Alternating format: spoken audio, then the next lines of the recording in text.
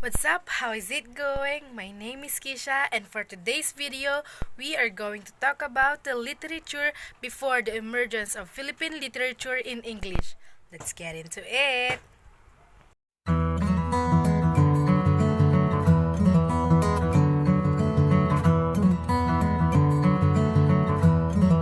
Let's begin with the pre-Spanish period.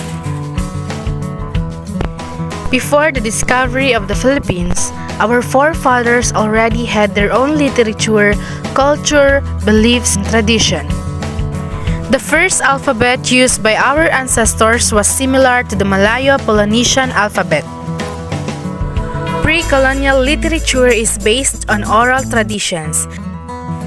It has been passed through words or mouth from one generation to another generation. In terms of literary forms, first we have legends. These are forms of prose that talk about the origin of places, things, and so forth. Since it aims to entertain, the events are fiction and unbelievable. An example is the legend of the Tagalogs. It is very astonishing to read. The second one is folktale. It is about life, adventure, love, horror, and humor, wherein there are lessons embedded in the stories. One example is The Moon and the Sun, a Tinguan folktale. The third one is epic. These are long narrative poems about the heroic achievements or events. A common Ilocano epic is Biag ni Lamang. Another is Kumintang, which is a Tagalog epic. Another is folk song. These songs replicated the early forms of our culture and usually they have 12 syllables. One famous example is the Kundiman. For other forms, we have epigrams, riddles, chants, maxims, proverbs, and sayings. As an interesting information, some of the records of our ancestors had left were either burned by Spaniards believing that they were evil work or written on materials that are very perceivable. That's why they are perished. Okay, let's move on to the Spanish period. The Spaniards came into our heritage in the year 1521. However, based on my research, the Spanish colonization started in the year 1565 and ended in 1872.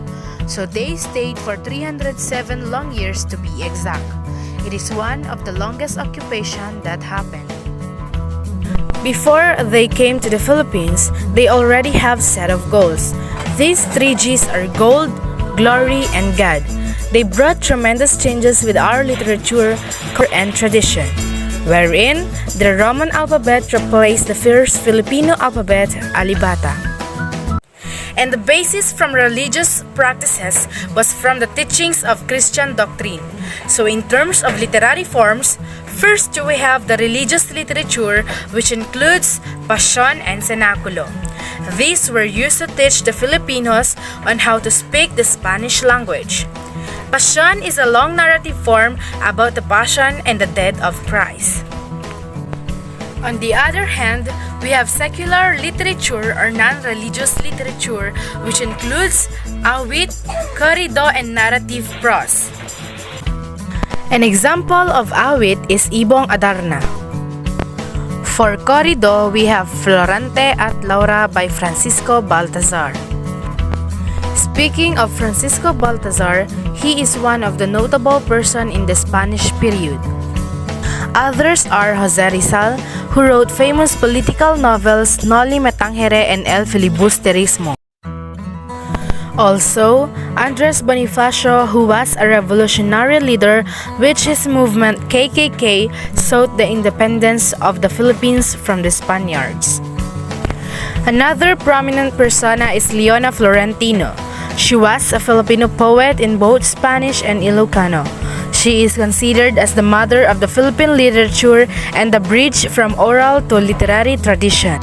There are a lot more Filipinos in this period, but I would like to end right there. I hope hope you learned something from this video, and if you want any clarifications, just comment down below. And if you're interested in Philippine literature and learn more about it, you may read them online. With that so, I'll see you guys next time. Thank you for watching. Bye!